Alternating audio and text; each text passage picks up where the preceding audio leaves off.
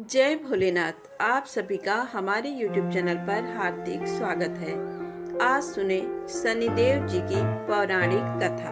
राजा विक्रमादित्य और शनिदेव महाराज की कहानी। एक पौराणिक कथा के अनुसार एक बार सभी नवग्रहों सूर्य, चंद्र, मंगल, बुध, बृहस्पति, शुक्र, शनि, राहु और केतु में विवाद छिड़ गया कि इनमें सबसे बड़ा कौन है। सभी का दावा था कि वही सर्वोत्तम है। जब वे वापस में निर्णय नहीं कर सके तो देवराज इंद्र के दरबार में उनसे इस पर फैसला देने के लिए कहा। इंद्र इस स्थिति से डर गए और उन्होंने कहा कि वे इस पर फैसला लेने में सक्षम नहीं हैं। साथ ही उन्होंने उस समय पृथ्वी पर राज कर रहे राजा विक्रमादित्य की योग्यता और न्यायप्रियता का जिक्र करते हुए उनकी सलाह लेने के लिए कहा। इस पर सभी ग्रह राजा विक्रमादित्य के पास पहुंचे और उन्हें अपना विवाद बताते हुए निर्णय के लिए कहा। ग्रहों की बात सुनकर राजा काफी चिंतित हो उठे, क्योंकि वे जानते थे कि जिस किसी को भी छोटा बताया वही रुष्ट हो जाएगा। अब राजा ने युक्ति निकाली। उन्होंने स्वर्ण, रजत, कांस्य, पीतल, सीसा, रांगा, जस्ता, अभ्रक और लोहे से 9 सिंहासन बनवाए और उन्हें इसी क्रम में रख दिया। इसके बाद सभी ग्रहों से निवेदन किया कि वे सिंहासन पर स्थान ग्रहण करें।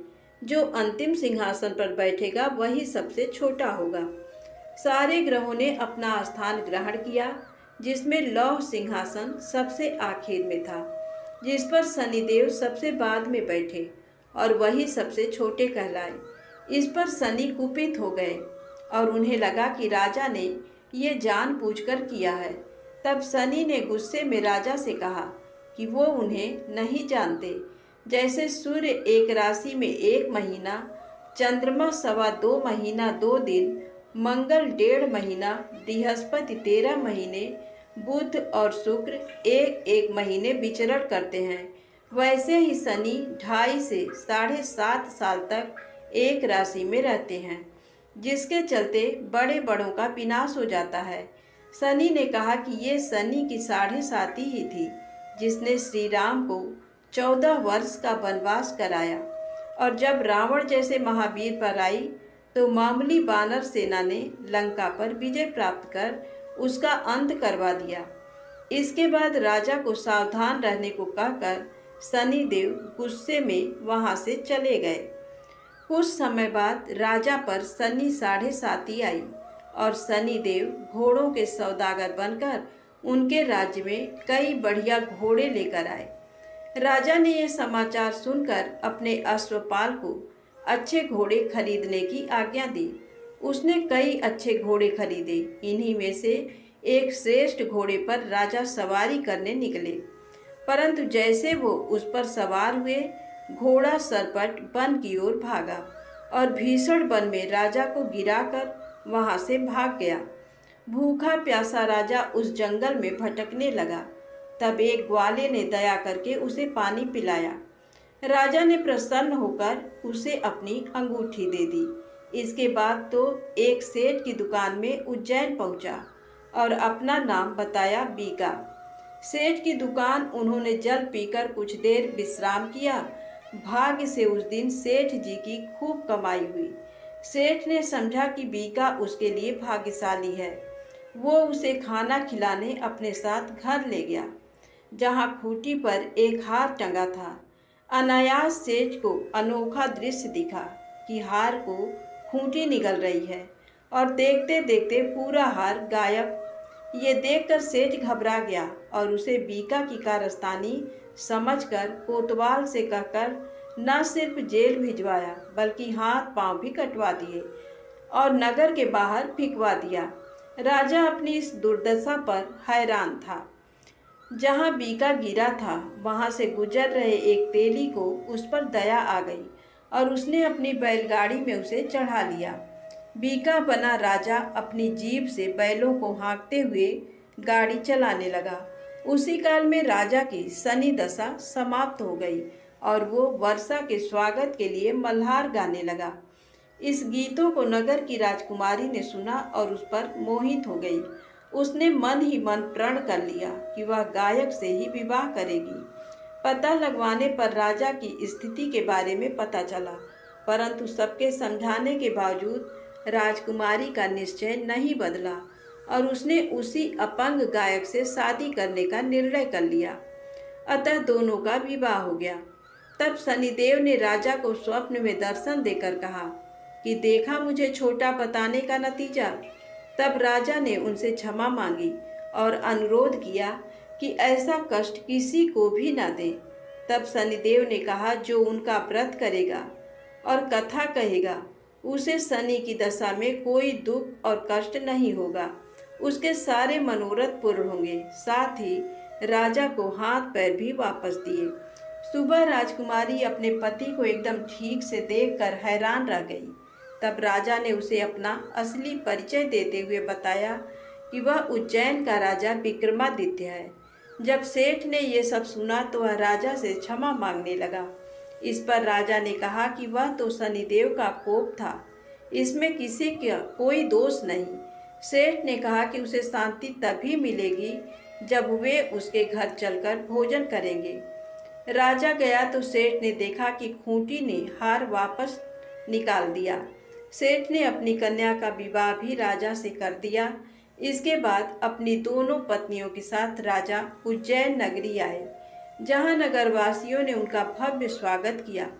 नगर आगमन के उत्सव पर राजा ने घोषणा की कि उन्होंने शनिदेव को सबसे छोटा बताया था, जो कि गलत है। असल में वही सर्वोपरि हैं। तब से सारे राज्य में शनिदेव की पूजा और कथा नियमित होने लगी। प्रेम से बोलें शनिदेव महाराज की जय हो। अब आइए सुने शनिदेव महाराज की दूसरी पौराणिक कथा।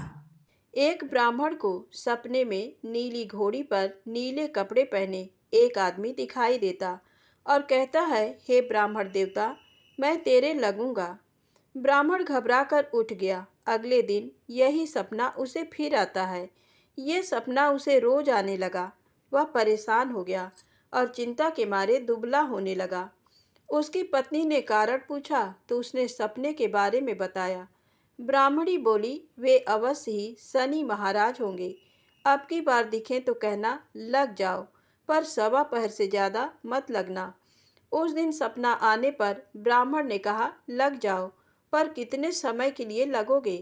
तब शनि जी बोले, 7.5 वर्ष का लगूंगा। ब्राह्मण ने कहा, क्षमा करें शनि जी, इतना भारी तो मुझसे झेला नहीं जाएगा।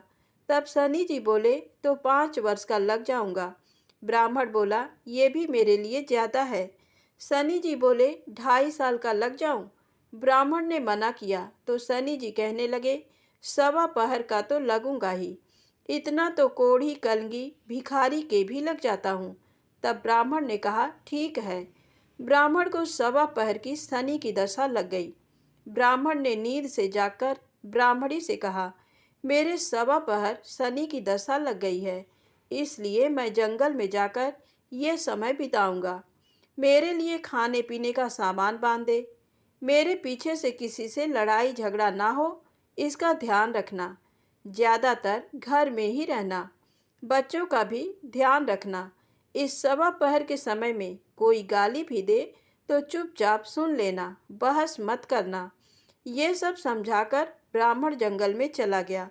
जंगल में ब्राह्मण एक पीपल के पेड़ के नीचे बैठ गया और हनुमान जी का पाठ करने लगा। एक पहर बीत गया। ब्राह्मण ने सोचा बाकी बचा समय रास्ते में बीत जाएगा, इसलिए वहां से चल दिया। रास्ते में एक बाड़ी में मतीरे लगे देखे। माली से एक मतीरा खरीदा, पोटली में बांधा और आगे बढ़ा। आगे एक आदमी मिला जो असल में शनिदेव जी थे। ब्राह्मण से पूछा, पोटली में क्या है? उसने कहा, मतीरा है। शनिदेव बोले, दिखाओ। ब्राह्मण ने पोटली खोली। उसमें राजकुमार का कटा हुआ खून से लथपथ सिर देखा। शनिदेव ब्राह्मण को राजा के पास ले गए और कहा कि इस ब्राह्मण ने राजकुमार की हत्या कर दी है। इसके पास पोटली में राजकुमार का सिर है। राजा ने कहा, मैं ये नहीं देख सकता, इस ब्राह्मण को सूली पर चढ़ा दो। राजा के यहाँ हाहाकार मच गया। ब्राह्मण को सूली पर चढ़ाने से पहले पूछा गया कि उसकी कोई आखिरी इच्छा हो तो बताए। ब्राह्मण ने सोचा किसी तरह सवा पहर पूरा करना होगा। उसने कहा वह रोज बालाजी की कथा सुनता है। मरने से पहले अंतिम बार बालाजी की कथा सुनना चाहता हूँ। ब्राह्मण को कथा सुनाने का प्रबंध किया गया। कथा कहते कहते सवा पहर पूरा हो गया। शनि की दशा टलते ही राजकुमार शिकार खेलकर लौटता हुआ दिखाई दिया। राजकुमार को आता देख राजा बहुत खुश हुआ, लेकिन उसे निर्दोष ब्राह्मण की हत्या का दोष लगने का डर सताने लगा। उसने तुरंत घुड़सवार सैनिकों को ब्राह्मण को आदर सहित ले आने के लिए भेजा। ब्राह्मण राज दरबार में आया तो राजा ने क्षमा मांगी और पोटली दिखाने के लिए कहा। पोटली खोली तो उसमें मतीरा था। राजा ने इन सब के बारे में पूछा तो ब्राह्मण ने बताया, मुझे सवा पहर की शनिश्चर की दशा लगी थी, इस कारण ये सब तमाशा हुआ।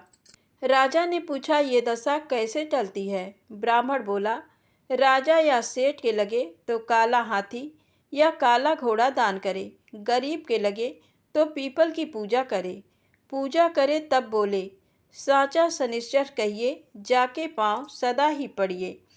शनि की कहानी सुने, तिल का तेल और काला उड़द दान करे, काले कुत्ते को तेल से चुपड़कर रोटी खिलाए तो शनिश्चर की दशा उतर जाती है। राजा ने उसे मतीरा वापस दे दिया। घर आकर ब्राह्मण ने मतीरा काटा तो उसमें बीज की जगह हीरे मोती निकले। ब्राह्मणी ने पूछा, ये कहाँ से लाए? आप तो कह रहे थे शनि की दशा लगी है। ब्राह्मण ने कहा, जब दशा लगी थी तो यही मतीरा राजकुमार का सिर बन गया था। उतरती दशा के शनि जी निहाल कर गए। हे शनि देवता, जैसी ब्राह्मण के शनि की दशा लगी वैसी किसी को ना लगे। प्रेम से बोले शनिदेव जी महाराज की जय हो। एक बार शनिदेव को अपनी शक्ति पर अपार घमंड हो गया। शनिदेव को लगने लगा कि उनसे शक्तिशाली कोई भी नहीं है। उनकी दृष्टि मात्र से ही व्यक्ति के जीवन में उथल पुथल शुरू हो जाती है। शनिदेव इसी मद में चूर होकर ऐसे स्थान पर पहुँचे जहाँ पर हनुमान जी अपने प्रभु श्री राम की साधना में लीन थे। भगवान श्री राम की भक्ति में डूबे हनुमान जी को देख शनिदेव ने उन पर अपनी वक्र दृष्टि डाली, लेकिन कोई प्रभाव नहीं हुआ। इससे क्रोधित होकर शनिदेव ने हनुमान जी को ललकारते हुए कहा कि हे बानर, देख कौन सामने आया है। हनुमान जी ने शनिदेव पर कोई ध्यान नहीं दिया और अपनी भक्ति में लीन रहे। शनिदेव ने सभी प्रयास कर लिए, लेकिन हनुमान जी पर कोई प्रभाव नहीं पड़ा।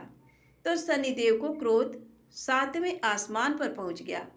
तनाव और गुस्से में आकर शनिदेव ने एक बार फिर प्रयास किया और कहा, हे बानर, आंखें खोल, मैं शनिदेव तुम्हारी सुख शांति को नष्ट करने आया हूँ। इस संसार में ऐसा कोई नहीं जो मेरा सामना कर सके। शनिदेव को ये विश्वास था कि ऐसा करने से हनुमान जी भयभीत हो जाएंगे और क्षमा मांगेंगे, लेकिन ऐसा कुछ भी नहीं हुआ। बहुत प्रयास करने पर हनुमान जी ने बहुत ही सहज भाव से पूछा कि महाराज, आप कौन हैं? इस बात को सुनकर शनिदेव को और क्रोध आ गया। शनिदेव हनुमान जी से बोले, अभी इसी समय मैं तुम्हारी राशि में प्रवेश करने जा रहा हूँ, तब समझ में आएगा कि मैं कौन हूँ। इस बार भी हनुमान जी ने शनिदेव से कहा कि आप कहीं और जाएं और उन्हें अपने प्रभु का स्मरण करने दें, विघ्न ना डालें। शनिदेव को हनुमान जी की ये बात कतई पसंद नहीं आई और ध्यान लगाने जा रहे हनुमान जी की भुजा पकड़ ली और अपनी तरफ खींचने लगे। हनुमान जी को लगा जैसे उनकी भुजा को किसी ने दहकते अंगारों पर रख दिया हो। उन्होंने तुरंत एक झटके से अपनी भुजा शनिदेव की पकड़ से छुड़ाया। इसके बाद शनि ने विकराल रूप धारण कर उनकी दूसरी बाह को पकड़ने की कोशिश की तो हनुमान जी को हल्का सा क्रोध आ गया और उन्होंने अपनी पूंछ में शनिदेव को लपेट लिया। शनिदेव का अहंकार और क्रोध तब भी कम नहीं हुआ। शनिदेव ने हनुमान जी से बोले, तुम तो क्या, तुम्हारे प्रिय श्री राम भी मेरा कुछ नहीं बिगाड़ सकते। इस पर हनुमान जी को अत्यंत क्रोध आ गया और पूंछ में लपेट कर शनिदेव को पहाड़ों पर, वृक्षों पर खूब उठा उठा कर पटका और रगड़ा। इससे शनिदेव का हालत खराब हो गया। शनिदेव ने मदद मांगी और रक्षा करने के लिए कहा, लेकिन कहीं भी देवता मदद के लिए आगे नहीं आया। अंत में शनिदेव को अपनी गलती का एहसास हुआ और बोले, दया करें वानर राज, मुझे अपनी उद्दंडता का फल मिल गया, मुझे क्षमा करें। भविष्य में आपकी छाया से भी दूर रहूंगा। तब हनुमान जी बोले, मेरी छाया ही नहीं, मेरे भक्तों की छाया से भी दूर रहने का वचन देना होगा। तब शनिदेव ने हनुमान जी को ऐसा ही वचन दिया। इसीलिए शनिदेव हनुमान भक्तों को परेशान नहीं करते हैं। दूसरी कथा के अनुसार अहंकारी लंकापति रावण ने शनिदेव जी को कैद कर लिया और उन्हें लंका में एक जेल में डाल दिया। जब तक हनुमान जी लंका नहीं पहुंचे तब तक शनिदेव उसी जेल में कैद रहे। जब हनुमान जी सीता मैया की खोज में लंका में आए तब माँ जानकी को खोजते खोजते उन्हें भगवान शनिदेव जेल में कैद मिले। हनुमान जी ने तब शनि भगवान को आज़ाद करवाया। आज़ादी के बाद उन्होंने हनुमान जी को धन्यवाद दिया और उनके भक्तों पर विशेष कृपा बनाए रखने का वचन दिया। प्रेम से बोले, हनुमान जी महाराज की जय हो, शनिदेव जी की जय हो। अब आइए सुने शनिदेव महाराज की कहानी। किसी एक नगर में एक ब्राह्मण रहते थे। उनके 3 बहुएं थीं। एक बार वह अपनी छोटी बहू को घर छोड़कर खेतों में काम करने सबको लेकर चला गया। वह छोटी को जाने के पहले भोजन बनाने और पूजा की तैयारी का उपदेश देकर चला गया। वह बड़ी दानी स्वभाव की थी। सबके चले जाने पर कोढ़ी का रूप रखकर शनि भगवान आए। उन्होंने तेल उबटन लगाने के लिए कहा, फिर नहाने के लिए गर्म पानी मांगा और फिर पेट भर खाना मांगा। उस दानी स्वभाव की बहू ने उनके कहे मुताबिक सब कुछ कर दिया। उन्होंने खूब डटकर भोजन किया और पत्तल को मोड़कर छप्पर में खोस गए। शाम को परिवार के सभी लोग आए। सभी चीज़ें तैयार थीं, केवल खाना कम था। पूछने पर पता लगा कि बहू ने एक भिखारी को खिलाया था। ब्राह्मण ने उससे असंतुष्ट होकर दूसरे शनिवार को बड़ी बहू को घर में रखा और सब लोग खेतों में काम करने चले गए। उसी भांति शनि भगवान आए और वही सब मांगा, पर बड़ी बहू ने कह दिया, हमारे यहाँ कुछ नहीं है। शनि देवता ने कह दिया तो ऐसा ही हो, और चले गए। वापस आने पर ब्राह्मण ने देखा कि कुछ भी तैयार नहीं था और भोजन गायब हो गया था। अगले शनिवार को मझली बहू को घर पर रखा और उसने भी बड़ी की तरह ही किया। शनि देवता ने उसे भी वैसा ही शाप दिया और चले गए। चौथे शनिवार को फिर छोटी बहू को रखा गया। उसने पहले की ही भांति शनि देवता के आने पर किया। शनि देवता अपनी जूठी पत्तल छप्पर में फिर खोसकर चले गए। घर वापस आने पर सबने देखा कि घर अच्छी अच्छी चीज़ों से जगरमगर हो रहा है। रसोई में नाना प्रकार के व्यंजन, मिठाई, पकवान बने हुए रखे हैं। सबको बड़ा आश्चर्य हुआ कि निर्धनता में भी ये सब कैसे बन गया। बहू ने बतलाया, कोढ़ी आया था, उसकी कुछ सेवा कर दी थी और भोजन करा दिया था। ब्राह्मण समझ गया कि शनि देवता आए थे, उन्हीं की कृपा से ये सब हुआ। उसने अपना घर देखना शुरू किया तो छप्पर में खोसे हुए पत्ते मिले जिनमें हीरा जवाहरात भरे थे। बहू ने बतलाया, ये तो भिखारी की जूठन है। शनि भगवान की कृपा से उनके घर में धन संपत्ति भर गई। हे शनि देवता, जैसे छोटी बहू पर कृपा की वैसे सब पर करना। कहानी कहने वालों पर भी, कहानी सुनने वालों पर भी। प्रेम से बोलें, शनिदेव महाराज की जय हो। आइए सुने शनिदेव महाराज की दूसरी कहानी। किसी देश में एक राजा राज्य करता था। उसने अपने नगर में एक बाजार लगवाया। दूर दूर से सौदागर बुलवाए और डुग्गी पिटवा दी कि बाजार उजड़ने पर जिसका जो भी माल नहीं बिकेगा उसे राजा खरीद लेगा। सौदागर बहुत खुश थे। जिस दिन किसी सौदागर का कोई माल नहीं बिकता, राजा के आदमी जाते और उचित मूल्य देकर खरीद लेते थे। एक दिन एक मतिभ्रम लोहार एक लोहे की शनि देव की मूर्ति बनाकर बाजार में बेचने के लिए ले आया। भला शनि मूर्ति कौन खरीदता? हमेशा की भांति पैठ के उठने पर राजा के आदमी उसके पास पहुँचे और मूर्ति खरीदकर राजा के पास ले गए। राजा बड़ा धर्मात्मा और प्रजा पालक था। राजा ने बड़े आदर से शनि देव की मूर्ति को महल में रख लिया। रात में जब राजा सोया हुआ था, तब उसने देखा कि एक तेजोमय नारी उसके शरीर से निकली और द्वार की ओर बढ़ी। राजा ने पूछा, कौन हो? नारी मूर्ति बोली, राजन, मैं लक्ष्मी हूँ, तुम्हारे घर से विदा होती हूँ। अब तो तुम्हारे घर में शनि का वास है, हम दोनों एक साथ एक जगह पर नहीं रह सकते। लक्ष्मी जी चली गईं, पर राजा ने नहीं रोका। शनि देव को आश्रय देकर वह उनका निरादर नहीं कर सकता था, और फिर जाने वालों को कौन रोक सकता है। थोड़ी देर में एक देव पुरुष निकला और द्वार की ओर बढ़ा। राजा ने पूछा, आप कौन हो? देव पुरुष बोला, मैं वैभव हूँ। राजा ने उसको भी जाने से नहीं रोका।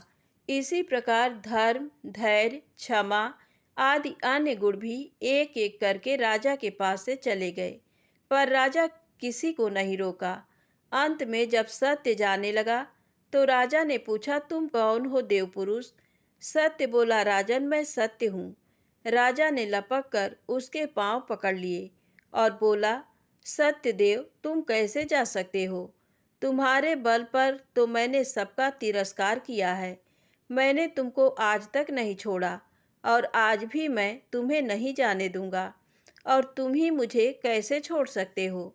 सारे संसार को छोड़ सकता हूँ, पर तुम्हें नहीं। सत्य लाचार होकर रुक गया। बाहर सब लोग सत्य की राह देख रहे थे।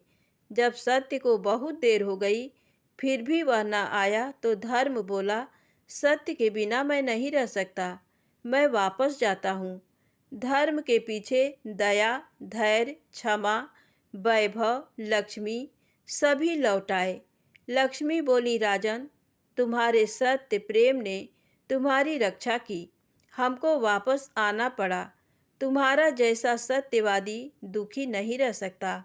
इस प्रकार राजा के सत्य प्रेम के कारण लक्ष्मी जी और शनि देव एक ही स्थान पर रहने लगे। तो प्रेम से बोले, शनिदेव महाराज की जय हो। प्रेम से बोले, सत्यदेव महाराज की जय हो। आइए सुने प्रभु श्री राम के द्वारा लक्ष्मण के त्याग की कहानी। कमल नयन भगवान श्री रामचंद्र जी लोकापवाद के कारण सीता जी का परित्याग करके अयोध्या का राज्य करने लगे। उन्होंने दूसरी किसी स्त्री को पत्नी रूप में किसी तरह भी स्वीकार नहीं किया। यज्ञ कार्य की सिद्धि के लिए भी पत्नी के स्थान पर सीता देवी की स्वर्णमयी प्रतिमा को ही बिठाया। श्री राम ने 11,000 वर्षों तक ब्रह्मचर्य का पालन करते हुए निष्कंटक राज्य किया। तदनंतर श्री रामचंद्र जी के भवन में एक देवदूत आया और बोला, भगवान, मुझे इंद्र ने भेजा है, अतः आप मुझसे एकांत में मिलिए। तब भगवान श्री राम ने एकांत में जाकर लक्ष्मण जी से कहा, लक्ष्मण, मैं जब तक इस देवदूत के साथ बैठकर वार्तालाप करूं, तब तक कोई यहाँ न आवे। यदि कोई आवेगा तो उसे मृत्यु दंड दिया जाएगा। अतः तुम राजद्वार पर उपस्थित रहकर इस बात की ओर दृष्टि रखो कि कोई आ न जाए और किसी के लिए वध का प्रसंग न उपस्थित हो जाए। लक्ष्मण ने बहुत अच्छा कहकर आज्ञा स्वीकार की और वे स्वयं राजद्वार पर खड़े होकर पहरा देने लगे। इधर देवदूत ने श्री राम के साथ वार्तालाप प्रारंभ किया। इंद्र तथा अन्य स्वर्गवासियों का संदेश सुनाते हुए उसने इस प्रकार कहा, महाभाग, आपने रावण का विनाश करने के लिए ही भूतल पर अवतार धारण किया था। वह दुष्ट मारा गया, त्रिभुवन का कंटक दूर हुआ। आपने इस समय देवताओं का सब कार्य पूर्ण कर दिया। अब यदि आपकी रुचि हो तो मृत्यु लोक त्याग कर दिव्य लोक में पधारिए। इसी समय मुनिश्रेष्ठ दुर्वासा वहां आए और लक्ष्मण जी से पूछने लगे, श्री रघुनाथ जी कहाँ हैं? लक्ष्मण बोले, विप्रवर, मुझ पर दया करके थोड़ी देर यहीं ठहर जाइए। महाराज किसी देव कार्य से एकांत में बातचीत में लगे हुए हैं। दुर्वासा बोले, यदि अभी मुझे राजा श्री रामचंद्र जी दर्शन नहीं देंगे तो मैं समस्त रघुकुल को शाप देकर भस्म कर डालूंगा। ये सुनकर लक्ष्मण जी ने मन ही मन दुखी होकर कुछ विचार किया और स्वयं श्री रामचंद्र जी के समीप जाकर हाथ जोड़ साष्टांग प्रणाम करके कहा, देव, मुनिश्रेष्ठ दुर्वासा दर्शन के लिए राजद्वार पर खड़े हैं, उनके लिए क्या आज्ञा है? लक्ष्मण जी का वचन सुनकर श्री रामचंद्र जी ने देवदूत से कहा, तुम देवराज के पास जाकर ये कह देना कि मैं 1 वर्ष के अंदर ही आपके समीप आ जाऊंगा। दूत से ऐसा कहकर भगवान ने लक्ष्मण से कहा, वत्स, दुर्वासा मुनि को शीघ्र भीतर ले आओ। तत्पश्चात मुनि के आते ही श्री राम ने मुनि को अर्घ्य दे प्रणाम किया और हर्ष युक्त वाणी में कहा, मुनि श्रेष्ठ, आपका स्वागत है। मैं धन्य और अनुगृहीत हूँ जो कि आप मेरे घर पधारे हैं। दुर्वासा ने कहा, रघुनंदन, मैं उपवास पूर्वक चातुर्मास से व्रत करके आज भोजन करने के लिए आपके घर आया हूँ, अतः मुझे शीघ्र भोजन दीजिए। तब श्री रामचंद्र जी ने मिष्ठान आदि से मुनि की यथेष्ट भोजन कराकर तृप्त किया। इस प्रकार भोजन करके आशीर्वाद दे दुर्वासा मुनि चले गए। तब लक्ष्मण ने भगवान श्री राम से कहा, प्रभो, अब मुझे मृत्यु दंड मिलना चाहिए। ये सुनकर श्री रामचंद्र जी अपनी प्रतिज्ञा का स्मरण करके दुखी हो गए। तब लक्ष्मण ने कहा, प्रभो, अपने वचन को बिना किसी हिचक के सत्य कर दिखाना यही राजाओं का परम धर्म है। लक्ष्मण की बात सुनकर श्री राम के नेत्रों में आंसू भर आए। उन्होंने धर्मशास्त्र के जानने वाले मंत्रियों से बहुत देर तक सलाह ली और अंत में लक्ष्मण जी से कहा, सुमित्रा नंदन, आज मैंने तुम्हें त्याग दिया, तुम शीघ्र दूसरे देश को चले जाओ। साधु पुरुषों का त्याग अथवा वध दोनों बराबर है। तत्पश्चात लक्ष्मण जी अपने घर में माता, पत्नी, पुत्र या सुहृद किसी के साथ सम्मति न करके सरयू के तट पर चले गए। वहां सरयू जल में स्नान करके तट पर एकांत स्थान में बैठ गए और पद्मासन लगाकर उन्होंने अपने आत्मा को परमात्मा में लीन करके ब्रह्मरंध्र से अपने तेजोमय प्राण का परित्याग कर दिया। श्री रामचंद्र जी ने जब ये समाचार सुना तब वे अत्यंत दुखी होकर विलाप करने लगे। वे मंत्रियों और सुहित जनों को साथ लेकर स्वयं उस स्थान पर गए और करुण स्वर में हा वत्स कहकर फूट फूट कर रोने लगे। उस समय लक्ष्मण जी का कलेवर अदृश्य हो गया और फूलों की वर्षा के साथ आकाशवाणी हुई, महाभाग राम, आप शोक न करें। ब्रह्म ज्ञान से संयुक्त लक्ष्मण जी सर्व संन्यास करके परम धाम को पधार गए हैं। आकाशवाणी की ये बात सुनकर मंत्रियों ने कहा, महाराज, ये लक्ष्मण परम सिद्धि को प्राप्त हुए हैं, अतः अब अपने घर को लौटिए। राज्यकार्य की चिंता कीजिए और श्रेष्ठ ब्राह्मणों से पूछकर अपने स्नेह के अनुरूप उनका पारलौकिक कृत्य, श्राद्ध, पिंडदान आदि कीजिए। श्री रामचंद्र जी बोले, मैं लक्ष्मण के बिना अब घर को नहीं लौटूंगा। यदि आप लोगों की रुचि हो तो मेरे प्रिय पुत्र कुश को राज सिंहासन पर बिठाइए। ऐसा कहकर श्री रघुनाथ जी ने परम धाम पधारने का विचार किया। तो प्रेम से बोले, प्रभु श्री राम की जय हो। दोस्तों, यदि कहानी अच्छी लगी हो तो प्लीज़ लाइक अवश्य करें। चैनल को सब्सक्राइब करें, शेयर करें। जय माता दी, जय भोलेनाथ।